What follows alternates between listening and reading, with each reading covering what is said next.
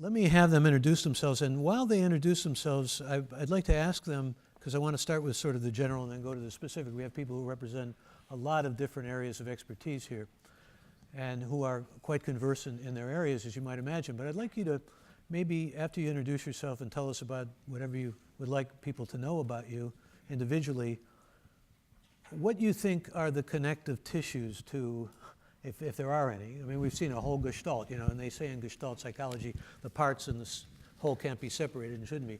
But where do you think connects all of these different silos and all of these different applications, if anything? And you can certainly opt to say, I prefer not to speak about that, like Bartleby the Scrivener, for those of you who remember your Melville.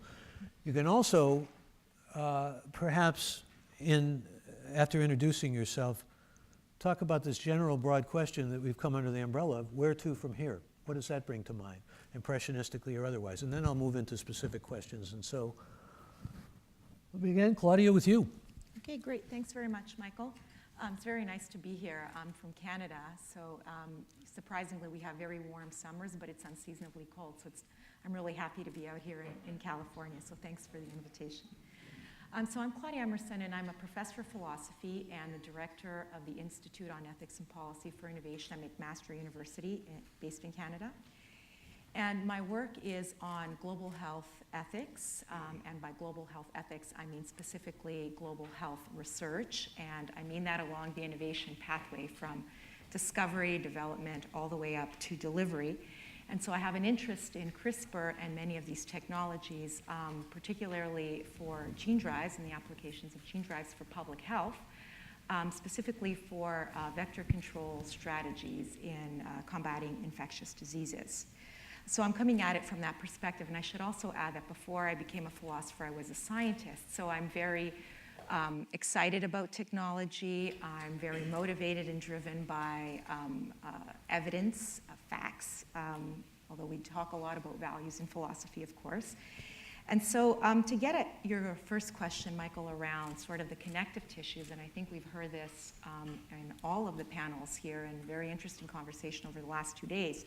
I think ethics, which I'll just shamefully just pull out since that is my area. I think ethics is sort of one of the connective tissues that holds all of this together, certainly in terms of interrogating and looking at all of the different pieces in terms of the risks, the benefits, who gets to enjoy, who gets to make decisions. I mean, this is one of the interesting things about this space, is that while there are various applications in terms of agriculture, health, and in so many areas, it's sort of the strand that I think brings everybody together is I think that everybody wants good things to come out of this, and we want to avoid the bad things.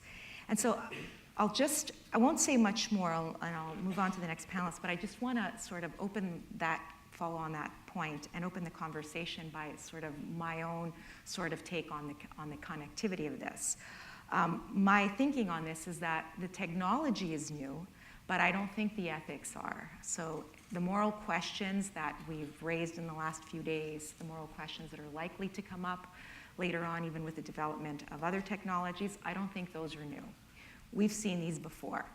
We see them dressed up in different colors and different outfits. We might articulate them different, but these are the same questions, and they came up with recombinant DNA, reproductive technology, genetic cloning. Remember Dolly, the whole thing about how now we're going to start cloning humans, we're going to be processing them out of a factory, and all sorts of different scenarios. And I think the interesting thing about innovation and technology is that it does sort of bring out a spectrum of issues. On the one hand, people get very excited, and the last panel, Carla was talking about sort of the overhype and this, the over-promising and under-delivering, which I think, is something that we have to be careful of. Sort of thinking that this is now the panacea that's going to solve all of our problems. But then at the other end of the spectrum is all of the apocalyptic scenarios that come out. What are all the things that could go wrong? And so I sort of land somewhere in the middle. I think it's important to evaluate these things carefully and logically. Evidence and data is important, and sort of somewhere in the middle is, I think, where we have to sort of lie in terms of thinking about these things from the start. As a philosopher, I'd be interested in knowing if you believe the old notion that a philosopher from Canada, Canadian, citizen is just really an American who has gun control and health care that's really beneficial, but we won't necessarily go there. We're going to go instead to Rebecca, and before... Wait, she's not going to answer that? Actually, Rebecca, before you say who you are and what you are about and all that, and try to deal with the questions I posed, Rebecca is very intrepid because we met early on and we had a conversation about woolly mammoths and all these things that could be created possibly, and she was really actually intent on dressing up as a dinosaur this evening. You were talking about things in different costumes, and I couldn't help associate that. And she went to some lengths, actually, in some degrees, because, you know, with CRISPR, we might be able to actually create this brave new world of bringing various things like Tyrannosaurus Rex back and so forth. So thank you for that effort. Now, If I could have found the costume, I'd be here in costume, mostly to drive home the point about how my imagination has gone wild with this new technology, the CRISPR. So I'm the chief scientist of WWF. That is the World Wildlife Fund, not the World Wrestling Federation. Although I tell you, my imagination also went wild thinking about the application of CRISPR to the World Wrestling Entertainment as well. Just think about those kind of superheroes you could have in the ring if CRISPR were applied there as well. I was trained as I have my degrees, my 2 graduate degrees here from Cal. The first one was in environmental policy focused on climate change and its impacts and its economics. The second was looking at the impacts of climate change on biodiversity, ecosystems, and human dependence on ecosystems, and what the indirect impacts would be from there. So I really come at this from an ecological point of view. We're at the World Wildlife Fund, we work in 100 different countries. And we work on a gazillion different issues. What I see when my imagination started going crazy, and as a scientist, the chief scientist for WWF, it's my responsibility not to bring my values about these things to the table, but to assess new technologies and assess new opportunities for their ability to help us achieve our goals worldwide, which is the health and well-being of nature and humans on the planet.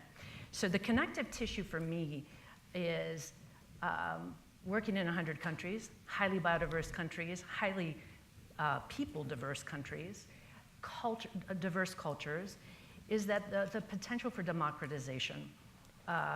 The CRISPR, and I've talked to a number of experts, lowers the barrier to entry, which means more universities from across the planet in different locations addressing local needs could become a part of producing solutions locally.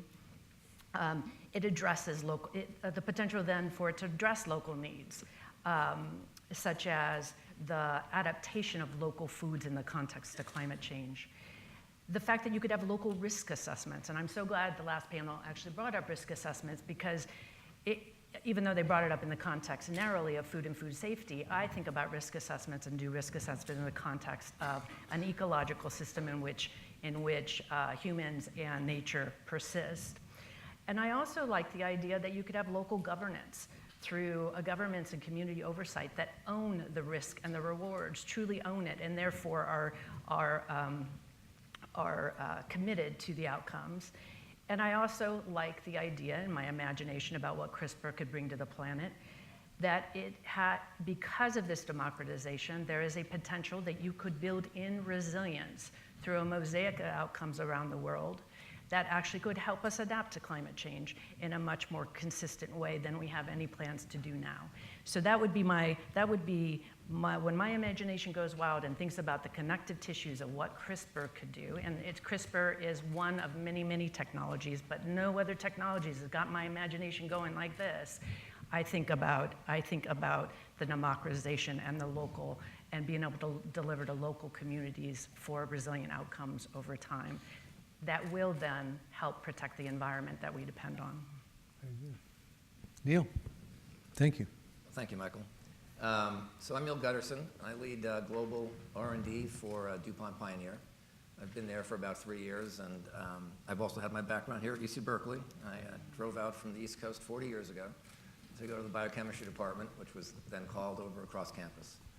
And that was the early days of recombinant DNA and biotech, and a very exciting time. And I'm not sure I thought I would live through quite such an exciting time again, but here it is. And I truly can't imagine a more exciting time for agriculture, the ability to impact how the world feeds itself.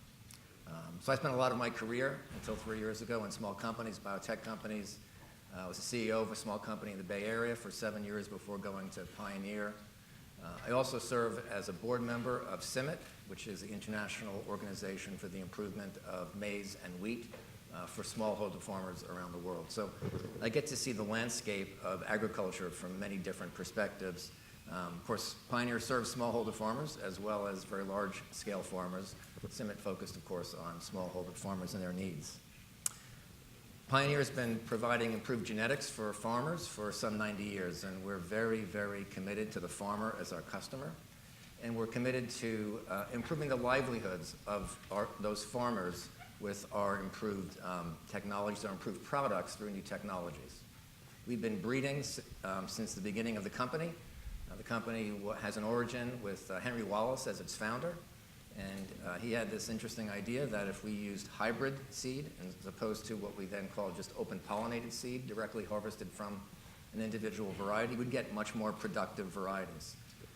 It was a revolutionary change, actually, in breeding and the ability to deliver better products to farmers. And here we are again, where I think we are with a similarly potentially revolutionary technology. I am a technologist at heart. I'm a scientist by training. I'm very excited about the opportunity for CRISPR as a tool to enable us to more effectively deliver better products that address issues of sustainability, issues of improved productivity for farmers, issues of improved livelihoods for those farmers through this kind of technology. But I want to say that this is just one tool in our toolkit. And earlier today, I think Tom Willey talked about the value of selection. Selection is a tool that has been used for a long time to improve products. That's the foundation of what we do. That's the essence of breeding. And CRISPR will be a tool, genome editing, that we build on top of that foundation. We're not throwing away the old type of breeding. It's an essential part of what we do. And so we will leverage the natural processes, and we will leverage natural allelic variation that we can harvest in a more effective way. Now, we've worked a lot thinking about what the right way to talk about the technology is. And this is a challenge. We've heard a lot about how important language is. And we like the term, I've liked the term of the idea of targeted breeding in terms of what we're going to use CRISPR for. Now, CRISPR can be used for many things. We've heard gene drives. It can be used to improve how we actually deliver what are called GMOs. But our focus is on the delivery of products that basically are comparable to or essentially indistinguishable for what can be delivered through conventional breeding, molecular breeding, the type we do today. And so we'd like to think about that as the foundation for thinking about safety. Breeding has a context, a long history of safe use, going back truly thousands of years of unintended breeding to more recent times of intentional breeding. We think that's the right context for thinking about the safety and risk of the technology. So what are some of the connective tissue here? There are some real different issues, obviously, between the different applications of CRISPR. But one of those themes, I think, that strikes me as really important is this issue of control. Individual choice, societal choice. When I think back when I started working on biotech traits and GMOs, one of the, I think, challenges for people is that they felt like they didn't have a choice in their food. It was going to be changed. And in medicine, people usually have a choice. They can pick what particular product they get or treatment they get. And so those issues seem to be so important and so common across whether it's how we treat the environment, how we think about our food, how we think about our medicine. And it's really been a pleasure to see that play out in the conversation we've had. The whole idea of CRISPRcon to bring together these different ways of thinking has really been, to me, very beneficial. I want to just touch on one other issue, which I think is important to where we go from here, Michael, which is the question that came up before, which was about this balance between regulation and democratization. And certainly thinking about the food supply, it seems clear to me that if regulation is truly, as Greg Jaffe said, proportionate right? Regulation is proportionate to the actual safety concerns of the technology. And for this technology, we will see democratization. We'll see it being used for tomatoes and almonds and strawberries, as well as corn and soybean and rice and wheat. But if regulation is unnecessarily expensive, unnecessarily burdensome in terms of the risk, the real safety risk, then it will not be a democratic technology, and society will truly lose value. So I think part of the challenge for us is to find what is that right level. I mean, there is an oversight that's going to be important to assure consumers that this is a safe technology. We believe in that. But there is a right level. And we look forward to other events like this, like CRISPRcon, maybe CRISPRcon 1.5 and 2.0, et cetera, to continue this engagement, because this is only the start, really, of this conversation in terms of where we go from here. Thank you, Neil. Andreas, you're next. Yes, I'm Andrea Crisanti. I'm professor of molecular parasitology at the Imperial College London. I'm sure you already understood that I'm Italian, English speaking. But I'm here because our group, 8 years ago, developed the first gene-drive technology. So 8 years before, a long time before CRISP came to fruition. And I think many people maybe do not realize that the scientific community has been working on gene editing with other tools before CRISP. Zinc finger, meganucleases, Talin, you name it. I mean, all the scientific community has been working on the dream of editing the genome. So what CRISP has done for us has moved forward the agenda of rolling the gene editing product into fruition. This is what it's done. It's very easy to use. But the problem existed long before CRISP. So, and this is also the reason the success of CRISP, because it found a community that was very well prepared to use it. Actually, if I remember the time we developed gene-drive, we struggled so much to do it. We struggled so much to reprogram the enzyme that when CRISP came out, it took us 6 months to do it. And I think this is what CRISP has done. But I think the scientific problem, the ethical issues, the regulatory issues are the same that were before when using other tools for gene editing. And I think these are ethical issues, these are regulatory issues, and these are accessibility issues. Well, we are talking very much about democratization. I'm a little bit skeptical about this word. I will use accessibility. And I'm also skeptical about how accessible is going to be CRISP for the final user. As been mentioned that we need the deep pocket, and I do believe that we'll need deep pocket in order to bring CRISP product into fruition. I mean, this is just, let's say, the initial step to bring a product to fruition. All the rest is a completely uncharted territory, very expensive, very long. I don't believe that is going to be cheap for a cheap technology. I believe it's going to be a very expensive technology, and at the beginning, it's going to be limited to a very, very few class of individuals. We have talked about price. Well, the target price for rare disease is $300,000 per person. There has been companies that have tried to market before CRISP gene editing technology for $1 million per patient. So these are things that we need to reflect. Before claiming that CRISP is a social game changer, is a technical game changer. Whether it's going to be a social game changer, I'm not so sure. Okay. I was going to ask all of you about hopes and fears. I think you just expressed some of that, and I appreciate it. We may go into that in a general way, but let me go first to James. James? Thank you. My name is James Corbett. I'm a Senior Vice President of a health system in Colorado, Centura Health. We have 18 hospitals, 22,000 employees in Colorado and Kansas. So I guess I'm the health system perspective today. And I'll start by saying some of the roles that I provide. I provide oversight over our research operations. We have over 300 clinical trials currently. Our global health, we do programs in Rwanda, Tanzania, Haiti, Peru, Cuba. I'm also in charge of our behavioral health and our community health, and I'm a bioethicist for the system. I also have an appointment at the NIH where I'm a nursing research council member. And at the NIH, we have a saying, you want to get the research and the science from the bench to the bedside, from the lab to the bed as soon as possible so it can impact patient care. I'm also a bit of an odd duck. I have both a law degree and a Master of Divinity. And whenever I tell people that, they look at me, kind of usually peer with the eyes closed,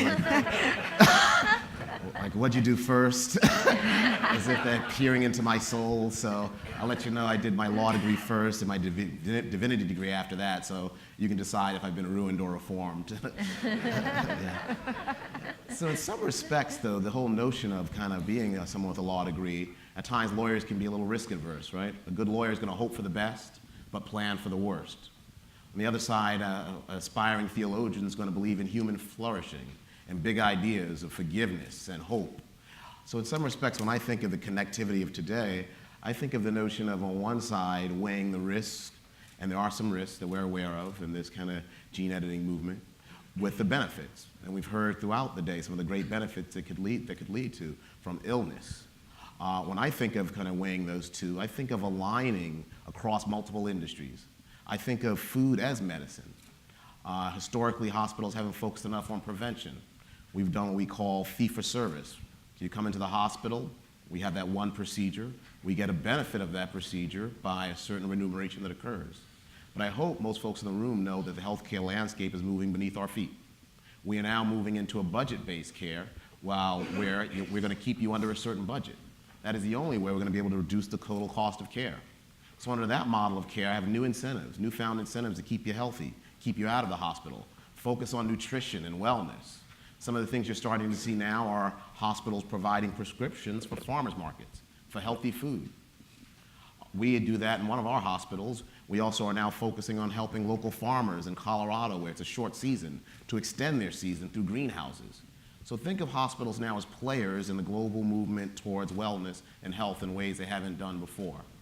In the same respect, we think of public health issues, some of the things we heard earlier, the global issues such as malaria and others. Those are public health issues, and under this new budget-based model, hospitals are very interested in focusing on those issues. The reason why I bring those types of issues up is that I believe it's about alignment. How do we align our values? How do we align our interests across multiple industries? One simple way to do that is look at hospitals and others, organizations' mission statements. Are they living up to their mission statement? Our mission statement is to carry on the healing ministry of Christ by caring for those who are ill and nurturing the health of the communities we serve. Very aspirational. And I think collectively, those inside the organization and outside the organization can help us to live up to those mission statements in ways that can move the dial towards global health. I'll close with the point of the notion of, can a corporation have a conscience, right?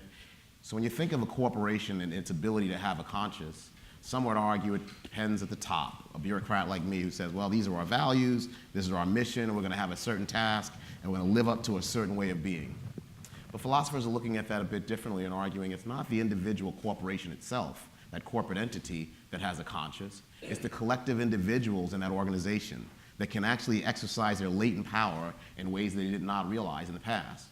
We all represent different organizations here today. We all have the power to move those organizations in ways that we don't fully take advantage of. So I guess I'll close with a real aspirational hope that we all, as individual employees of different entities and communities, force those entities to live up to its greatest hope, so that those entities can have a collective conscience in ways that allow us to go towards human flourishing, irrespective of the risks and benefits of any future technology.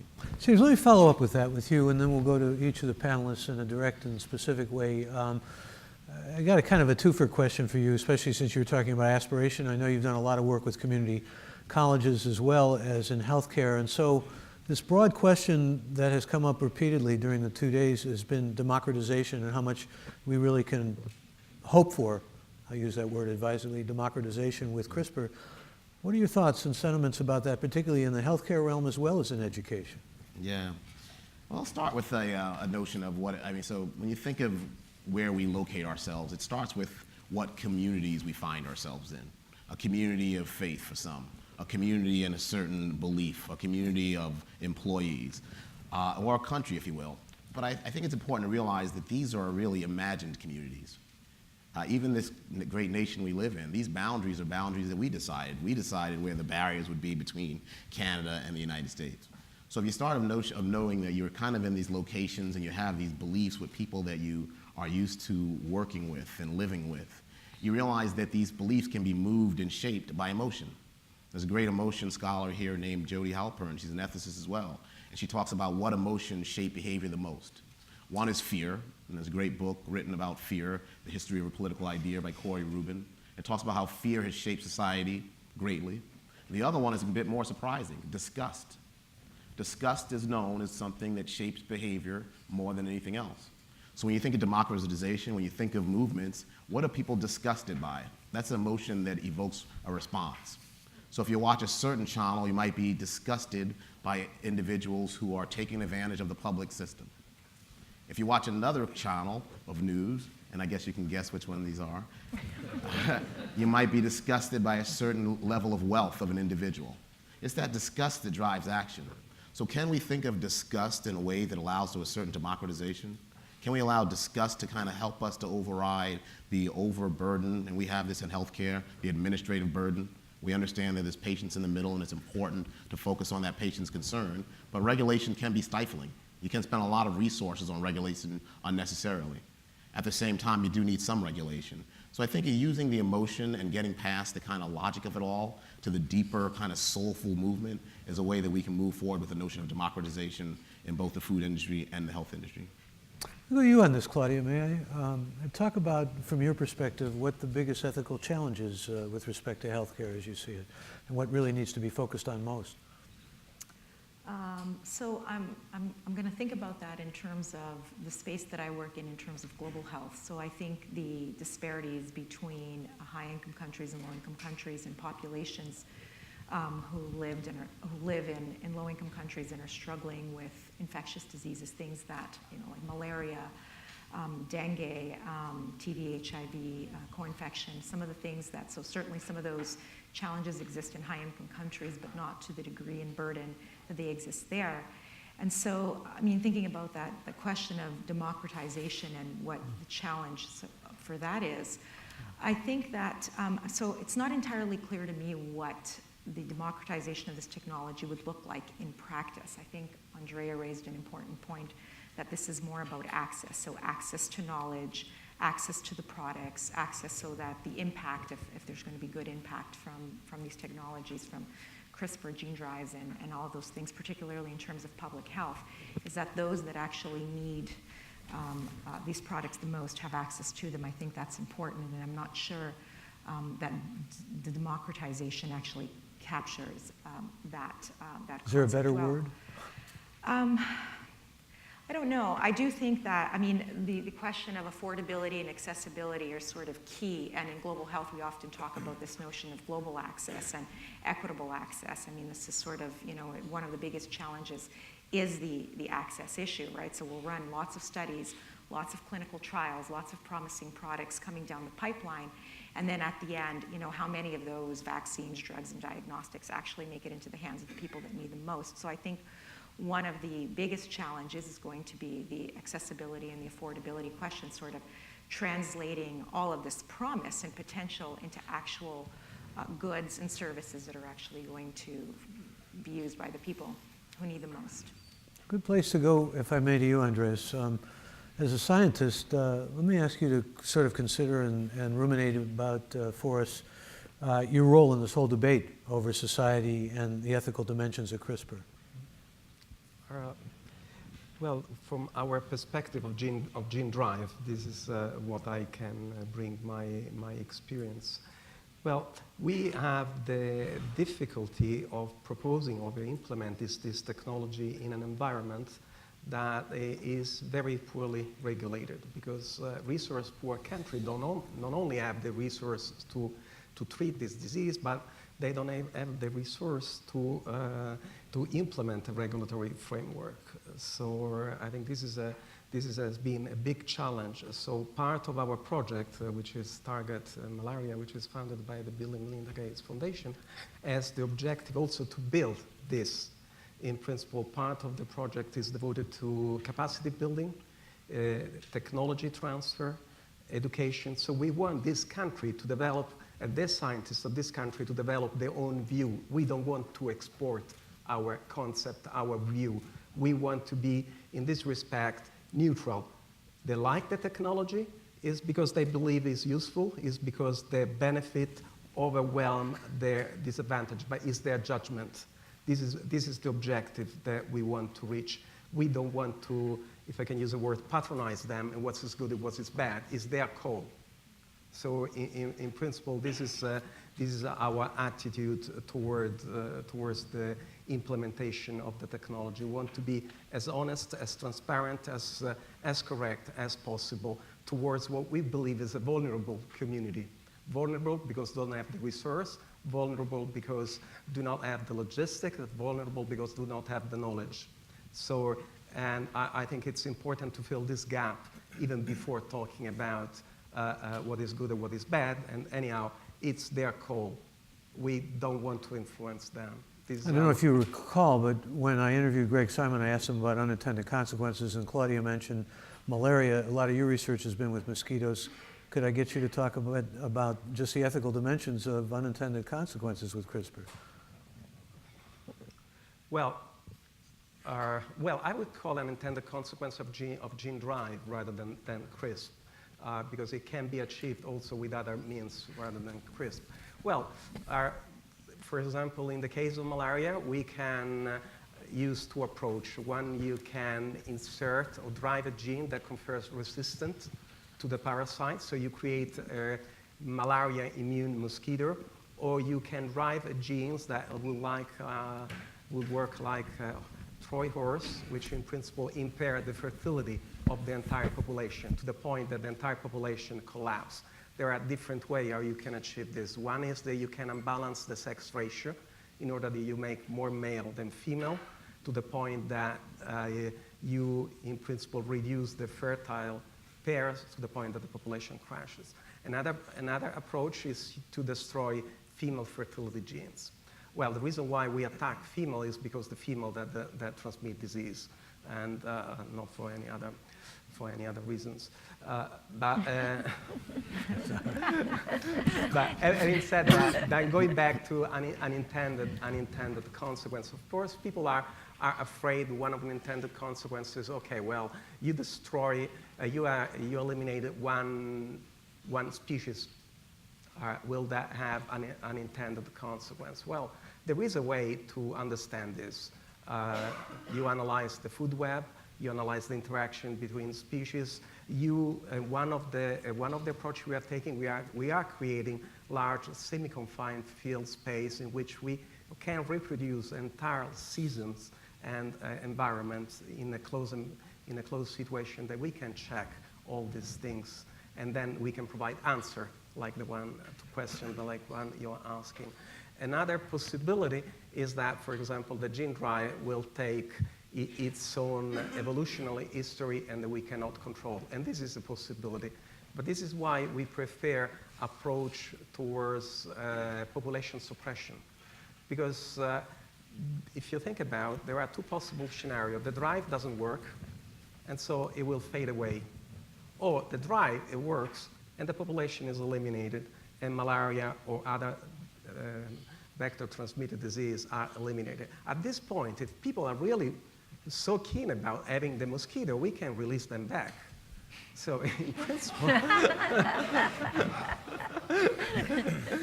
in a way, it's a more conservational approach. But this is not the first time that we try to eliminate mosquito from the face of Earth. My country has faced the problem of malaria for more than 100 years. And after the end of the Second World War, the Rockefeller Foundation came to Italy with a purpose not to eliminate malaria, but to eliminate the mosquito. So in principle, inundated the entire country, particularly an island, Sardinia, with tons of insecticides. Yeah. And the end was that they succeed in eliminating the mosquito together with malaria, with not obvious consequence later on the ecosystem. So it's not the first time that we try to eliminate a species which transmit disease. Well, let me go to Rebecca next, because not to carry too far on this dinosaur motif with you, but I remember one of the first science fiction stories I read as a kid was a guy who went back in a time machine and he decided he was going to get rid of what we call Diptera species, that is flies and mosquitoes, because they serve no purpose. So he destroyed the first fly and the first mosquito, came back in the future, and the dinosaurs were ruling the earth. I mean, there is that sense of the ecosystem and be careful what you're going to do and all that. So it prompts me to ask you what you see as the next step. We're talking about where we're going to go from here in terms of conservation, maybe even in a triage sense. What's most important? Well, I'm going to put a context for my response to that. You know, there was just a study in the Proceedings of the National Academy of Science that was published about a month ago that, and it's like many studies before it, it's not the first, that declared and had a nice modeling exercise that we are in the sixth mass extinction on the Earth, and it's happening at rates, depending on whose numbers you believe, 1,000 to 10,000 times faster than it did when the dinosaurs went extinct after the asteroid crash. So we are talking about having an impact, humans having an impact on the Earth's biodiversity at the scale of an asteroid hitting the Earth, or even more so. And so this is not news, but what the connections that I make when I think about the applications of CRISPR to food is that one of the biggest drivers of the biodiversity loss, and by the way, biodiversity is connected to ecosystems and ecosystem health, which is connected to the ecological processes, which is connected to everything that nature gives us, from clean air to clean water to even healthy food across most of the world. So biodiversity is a proxy for having nature, a nature that underpins humanity on the planet. And so the major driver of this is habitat destruction. The major driver of habitat destruction is agricultural production and on the planet. And second to that is invasive species, including pests and diseases. And climate change will modify this and accelerate it. And so we are not moving into a world that's the world we are today. It's a world already depleted, and a world that will become more depleted in the context of climate change. So one of the things you have to do is you have to get a hold of the footprint of food production in order to conserve biodiversity, in order to conserve the natural environment that sustains us. So we're racing against time to make it through this bottleneck. And I really think that just like we want to bend the curve in greenhouse gas emissions, we want to bend the curve in habitat destruction, in biodiversity loss, in ecoservice delivery across the planet. And I think about this technology as we move forward. We've got to feed 9 billion people. We got to do it on a shrinking or a stable footprint, and we have to do it in a way that can adapt to climate over time. And so what are the wedges we bring? What are the wedges, the technologies, the wedges approaches we bring to the problem of the biodiversity loss and nature loss on the planet? I see CRISPR and other technologies like it not a holy grail, not the only thing, but potentially one of the many technologies that we're going to have to bring to bear in the future to move nature through this bottleneck so that it can continue to sustain life on the Earth, including human life. So did that answer? It's very, very thoughtful. And I'm going to go to Neil next, who is also quite thoughtful, but I'm going to give you a tough question. Well, I mean, you have a Berkeley pedigree, but you know this is a place where there's a lot of shall we say, antipathy and suspicion about industry and corporations. That's an understatement. And particularly, I suppose one could say because of Citizens United. But let me ask you about the social, well, make that the moral as well as the social responsibility, as you see it, of a company like DuPont with respect to CRISPR and all that's going to be ahead. That's a pretty small question, so. I like to make it microscopic, yeah. Maybe to, again, put it in context that, let's just start with the premise that CRISPR is one of the tools we use, and it's a little bit to your point, Rebecca, that you know, one of the challenges we have in agriculture is the footprint that it has on the planet. And I think, it was Tom Willey this morning who made reference to Jared Diamond's view that this was the worst mistake in the history of the human race, which I don't agree with. But I think we can all agree that it is a big footprint. And one of the ways that's a challenge is it does cause habitat loss. One of my former colleagues said to me when I first met him that he thought wheat breeders made the biggest contribution to habitat protection in the world. And that's because we have so many acres of wheat, and if we didn't increase yield, we're going to have that many fewer acres that are natural acres. So I do think we have an obligation that we take seriously at DuPont Pioneer, in food security, in improving the environment. Farmers are conservationists at heart. When they look out 40, 50 years, when they start out farming, they want to leave that land to their children or others in really good health. And so I think CRISPR is one of the tools that we have to help the planet produce healthier food in healthier ways for the planet. And I can think many examples of that and ways that we're working with other groups. So we think of this as very much a participatory activity. It's a partnership activity. We are partnering today with CIMMYT on improving disease resistance for smallholder farmers against a devastating viral disease in Africa. It's just one example of how we can help, and maybe in some ways a small way, but potentially a very big way. A smallholder farmer losing 20% of their productivity, that's a livelihood problem. It's not just a wealth problem. So we work with groups like CIMMYT, with other CG systems. We partner with many different groups around the world, and we'll continue to do so. So I think we can think about challenges like the access to water that we know. I mean, California here, we know water and glaciers are melting, and water access during the year is a challenge. The same is true in India and China. And I think in the future, we're already seeing that paddy rice using water, releasing greenhouse gases, that's a challenging system for the long-term health of the planet. And we think that you're going to need many different traits to be brought together, just as an example, to make rice a successful, to build a more successful and more sustainable system for rice production. Dry-seeded rice is available, but to make it really effective, tools like CRISPR will help bring that to fruition. And so I think we're a company that seeks profit for our shareholders, without a doubt. But we also partner with many people to realize the true value of this technology in the long term. And it's not just in the major row crops. I mean, we have many, many conversations with many companies about specialty crops, where I think there's maybe more direct connection as food. You're speaking a lot to your own corporate culture, aren't you? Yes. Yeah. Yeah. I mean, we believe in.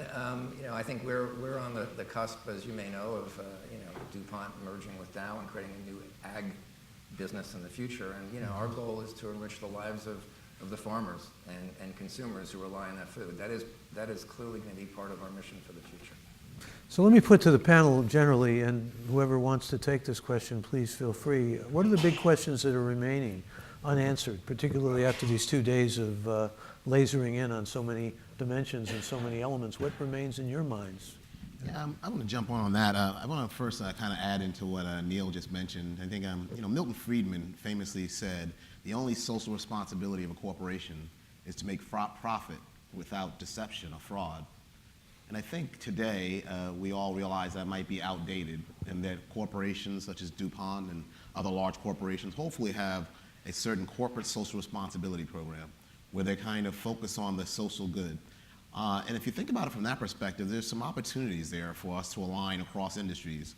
Hospitals have a requirement around community benefits, where they have to spend dollars in the community to live up to their tax status. Similarly, banks have the Community Reinvestment Act. They have an opportunity and an obligation to put some of that money back into those communities. So I think therein lies an opportunity for us to think about education in this space. Could hospitals be asked to put up some dollars to educate in this space? Could banks do the same? Could corporate social responsibilities do the same? I think there's an opportunity there that we might not have thought about. I also think that it's the opportunity for folks to think about the moral distress that modern corporations cause at times.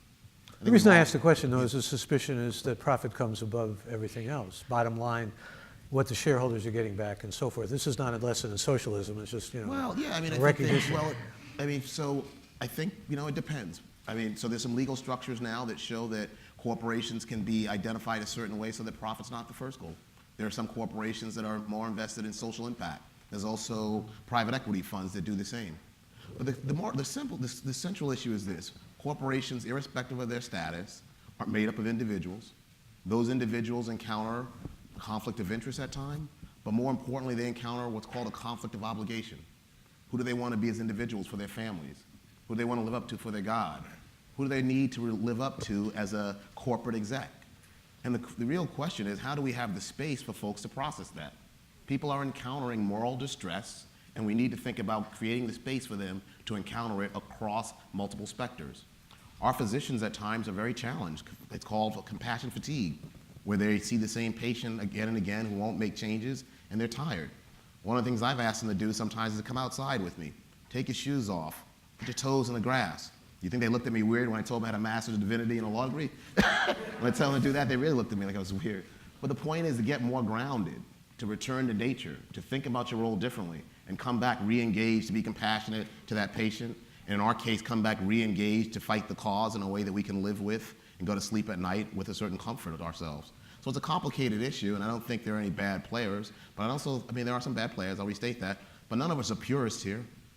We're all somehow conflicted in the work that we do on a daily basis. Well, the whole spirit of this conference has been to open minds more, so there may be some people who are closed-minded about corporations, as there may be about various facets of CRISPR. Maybe you could talk, Rebecca, I know you wanted to say something here, but about how the nonprofit world approaches this perhaps from a completely different perspective? Yeah, well, one of the things I want to point out is that this conference has been, you're asking for what's left out, what have we missed. This conference is very focused on the developed countries, and particularly the US and its regulatory context and everything having to do with that. And 70% of all food globally is produced on smallholder farms. And in most places, these smallholder farms are getting smaller. So smallholder farms are from 2.5 acres to about 20 acres. So they're small. And so when I think about the bottleneck we're moving through, and I think about it's not about meeting the needs of corporations in the future. It's about meeting the needs of smallholder farmers across the world to be able to produce increased yields on the land that they have. These share of which is getting smaller because it gets divided up, not just because it's getting bought out, but that's happening too, and do so in a way that takes into account the risk assessment, the entire risk assessment, which includes the risk of not doing anything. And I think it's really important when you look at the risk of not doing anything, you look at the ecological risk of acting or not acting, you look at it in the cultural context, and you try and think about what is the future we're going to have in order to feed the planet without killing it. And I think we need to really be focused on smallholder farmers globally, even though much of the conversation here has been about risk assessment in the US and the ethics of corporations in the developed countries.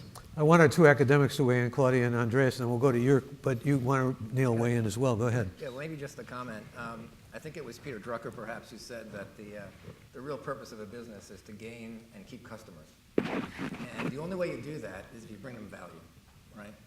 And so, as I mentioned at the beginning, the farmer is our customer. And that's farmers in India who are on an acre, and farmers in China who are on a half an acre, and farmers on Brazil on 10,000 acres.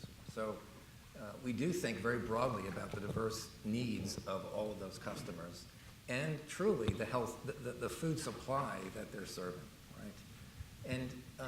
And so, if you think about where we're starting, as we look to this CRISPRcon event, as a company thinking about what we would want to help foster here, it is the start of this conversation, and it is very much a sort of Western world conversation today. No question about it. But I hope CRISPR 1.5 is in Europe and CRISPR 1.8 is in China, and there's a CRISPR 2 in a year or so in Africa. I mean, this conversation needs to be very broad.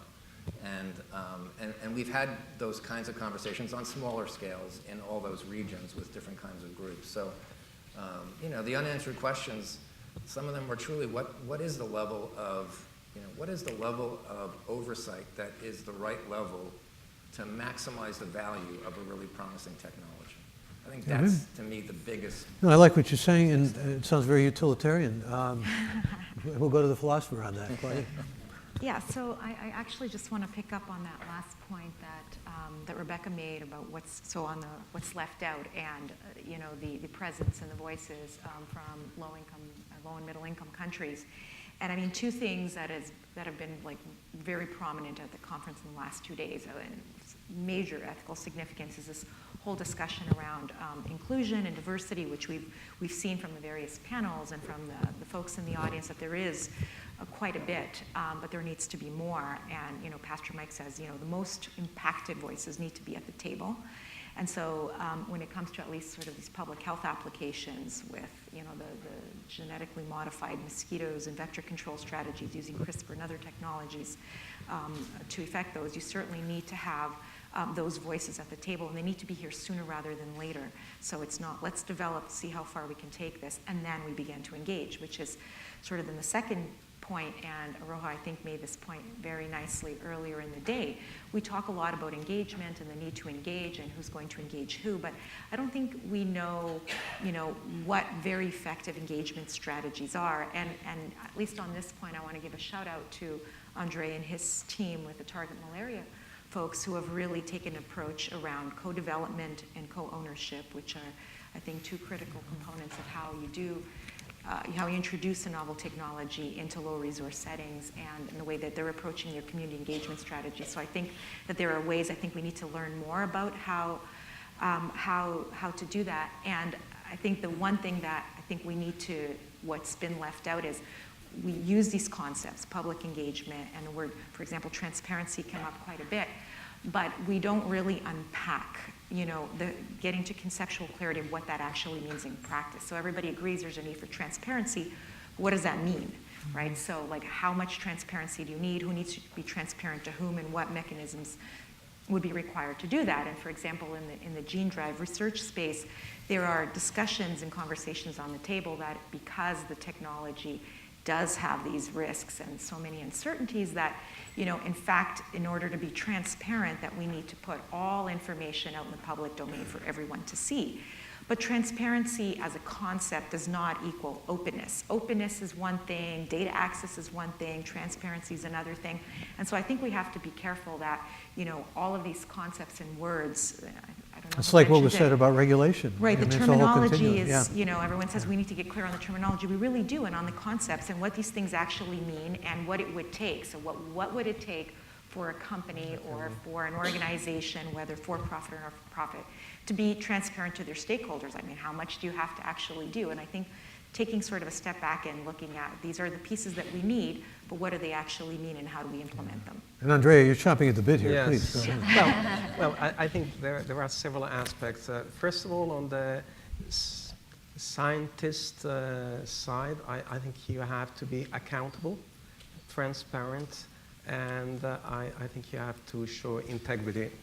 Now then, how you then communicate this and you convince people to adopt a particular technology when we have a follow-two strategy. One is bottom-up, one is top-down.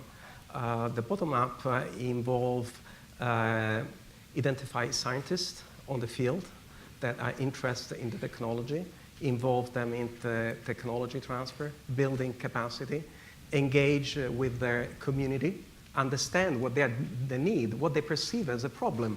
Because maybe you have a different view of what is the problem. Maybe you think the problem is malaria, and maybe they think that the problem is mosquito, or vice versa. So this is, again, the problem of language that was raised before. You need to understand and communicate it and identify the problem. And then you need, and then I'm sorry, maybe somebody will not agree, but a bottom-up approach is not sufficient. You need a champion. You need somebody that has a leverage, has the power, that is prepared to start a conversation with you, and has the trust of the people. If you put all these ingredients together, then it might work. So I wanted to bring in your academic voices also because everybody thinks, and I even intimated this a bit, about profiteering with corporations, but there is a lot at stake in the universities with CRISPR now. There's a major lawsuit going on with Jennifer Doudna, our original speaker, and Feng Chang from MIT, and that has not been settled yet, but there is a lot, as I said, at stake. Also at stake here are those of you who contributed, so to speak, to your ideas. Let's get them up on the board here and let's go to them for our illustrious panel here. I'm looking at the top one. These are ranked. Have any of your views changed as a result of the discussion in the past 2 days, and if so, how?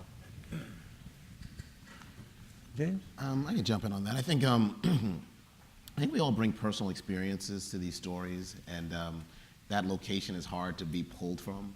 So I think education helps. It opens up a new window that you get to reflect on and think about in the future. But I had a professor at Divinity School who said we are all a story-formed community, and we have these stories that shape and perform us, irrespective of the new ideas that come in. You know, hopefully it's mediated. And I think one of the things that shaped my experience is the story of my dad's death. My dad died at 58. A year before that, we went to the hospital, and the doc said that he needed a stent. And we walked out together, and I said, okay, let's get that procedure. He said, I'm not getting that procedure. They're not going to experiment on me. And a year later, he was dead. So my dad grew up in the South. He only had a 5th grade education. And he'd heard the sad whispers of kind of the Tuskegee trials and others. So I think it's important to recognize that we are shaped by these experiences of the past, and that part of what I learned in the last 2 days is the importance of both the risks and the benefits. It was reiterated to me that, you know, these maladies happened in the past, and unless we are letting people fully understand the risks and benefits and to get into these trials, those maladies will be replicated long into the future. If people of color don't get into these trials, their precision medicine promise won't fully be reached by them. And it's not only people of color, it's all types who have kind of concerns and challenges with technology. So let our experiences and our stories not make us Luddites so that we don't have the full benefits of the future is one of my great learnings from the day. Yeah. Neil? You know, for me, it's as much, you know, shifting views as it is just awareness of some of the depth of the issues and the relationship between the different fields. You know, we talked about 3 broad fields of the environment, therapeutics, let's say, and agriculture. You know, my awareness of the challenges of gene drive and the value proposition, the connection to health, the connection from health over to food. I mean, my awareness has certainly deepened about some of those issues, and certainly in the therapeutic side, which we know is such a present issue, I think, for a lot of people, but we don't think about it every day when we think about agriculture. Again, I think my awareness is much deepened, and I have a much better conversation, I think. Yeah, that's really good to hear. Could each panelist highlight one application they are not most excited about, and their greatest concern? So that's, again, into hope and fear. Did you all get that question? So we're most excited What about we're or most not excited excited about. Yeah, about? let me just read again because it may have been a little fast. Could each panelist highlight one application that they are most excited about and their greatest concern, presumably about that application? Okay. Or maybe just greatest concern. It's not clear, but Andrea? Well, I think this also refers to some of the unanswered questions that you mentioned before. It is where do we stop in terms of gene editing of the germline genome? I think this is, as I said before, the advent of CRISPR has completely moved the agenda forward to take some decision, some important decision. Has been argued that there are very limited cases in which germline genome editing would be necessary. I would argue that there are none, both for social as well for scientific aspect. But I want to say something about the scientific aspect. Well, we have said, well, some not all genetic defect or genetic disease predisposition are due to single gene, but to more than one gene. And of course, we would argue, well, we will find one, and then we will find the second one, and maybe the third one, and we can fix them. Okay, well, this is, again, a very simplistic approach because it brings the problem in only one dimension. If you look around us, we're all different. And the reason why we are different is because our genes are different. And they interact, and they adapt to interact to each other. So you have to think of the matrix not as a one-dimension matrix, but a multi-dimension matrix. So not necessary, you change a gene in that particular matrix, and that works in another context. So in principle, what I'm saying is that maybe one change works for one person, but not necessarily works for the other person, because it interacts with a different gene, with different alleles, with a different framework. So, and I think this has not been taken into consideration very much. Rebecca? Yeah, so I've been thinking a lot. So I've learned a ton during this conference, and so I'm so grateful for having had the opportunity to be here. You know, I've talked a lot about food because it's one of the biggest threats to biodiversity and to ecosystem health. But on the other side, I also think about biodiversity alone and how technologies like this can help biodiversity. And one of the examples that was brought up earlier in the day were coral reefs, and corals are in peril. Half of the Great Barrier Reef off the coast of Australia is bleached because this algae the algae that sit inside the coral and feed it are not temperature tolerant enough, but there are algae in the Indian Ocean that can live at temperatures that they're experiencing in Australia. So I don't like playing God. I don't like the idea of messing around with it. But when you are facing the situation of having entire reefs go dead, or at least trying out the idea that you could take an algae from a different coral, experiment in the lab, figure out some safe way to deploy it in the field so that you could have those reefs come back to life. 50% of the Great Barrier Reef is bleached. That means it's dead. It's not feeding. It's not feeding the fish. The fish are gone. All the commensurate animals are gone. And this is one of the most productive systems, one of the most biodiverse systems on life. And a lot of people depend on it for food globally, depend on coral reefs for food. What's happening in Australia isn't isolated to Australia. And as the temperature of the oceans warm, we're going to see it more and more. And so what I would just ask is, like, what are the choices? And this is what we're grappling with. It's not my choice to make, but it is my moral obligation as a scientist to look at the options that are on the table and look at the opportunities available to us to actually stop the annihilation of biodiversity on the planet. Well, let me take this opportunity before I make concluding remarks and we conclude this panel and tell you about some things that are important to tell you about. I'll ask you to indulge us once more by going to your devices and letting us know what your key takeaways from CRISPRcon. This is open-ended. If you could just write those down and bring them to our attention here in the concluding moments that we have. What were your key takeaways? Let's give this a few moments.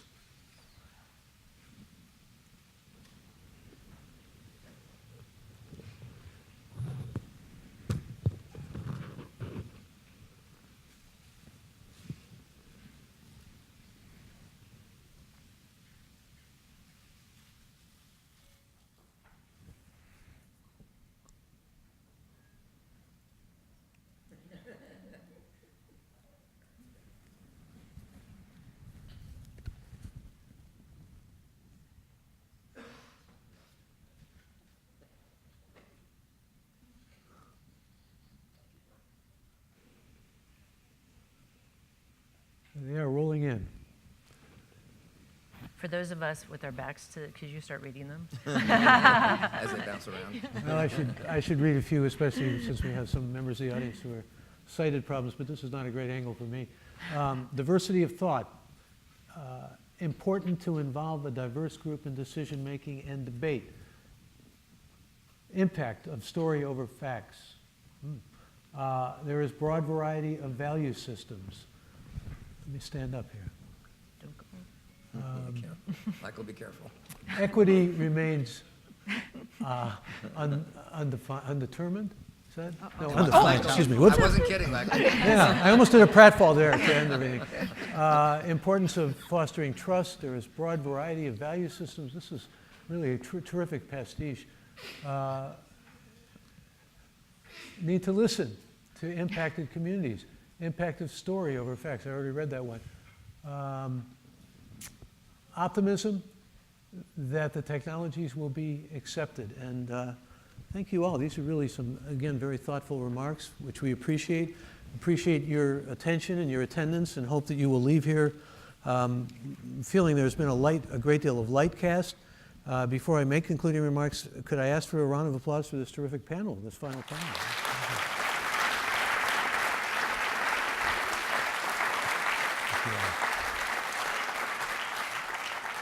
And let me apprise you of the fact that a survey will be open for a week now with slides that you can indeed and should want to avail yourself of.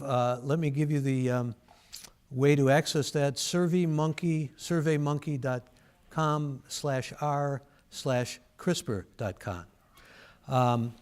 By way of closing remarks also, let me say that we have covered, as you saw up there, great evidence of a really broad swath, and I feel proud to have been part of this: ethics, access, equity, sustainability, governance, ownership, democratization of technology, and I hope a lot of it will indeed cohere and come together in many ways. But you know, this is just really the beginning of the conversation. We're still at the early phase in many respects where CRISPR is concerned, and we haven't sought to answer questions so much as to raise them. I always liked Einstein's. I even used it as an epigram in one of my books. You know, the reason to ask questions is to find more questions. And I hope we've raised a good deal of considerations here relevant to the dialogue of CRISPR, and that you have indeed found it productive. We also hope you'll make connections and stay in touch with one another using the participant directory without using it for commercial purposes, as I said earlier. And in coming weeks, we will share with all of you a short summary, video footage, photos, etc. on the CRISPRcon website. Please, in fact, feel free to share what you've learned with your peers and colleagues on social media to keep the discussion going. It is an important one, profoundly important, we feel. And we'll also share a survey by email with attendees to get feedback over the next few days. I want to thank our host, the University of California, Berkeley. Also, let me give special thanks to Julie Shapiro, who's sort of like the Wizard of Oz here, the one behind the scenes, you know. Come out here, Julie, and take a bow. And one more note for you. And Julie, always on top of things, says we lost and found at the registration table, has glasses, an earring, and a scarf, okay? And thanks also to all of you who have been involved behind the scenes here, to Lisa and to Mallory and to the people from the University, Diane from the University of California, Berkeley. This has been, I think, I can safely say, a hell of a first-rate conference. I hope you feel the same way, and maybe you can show at least some appreciation for that by giving some final applause here for all who have participated, including yourselves.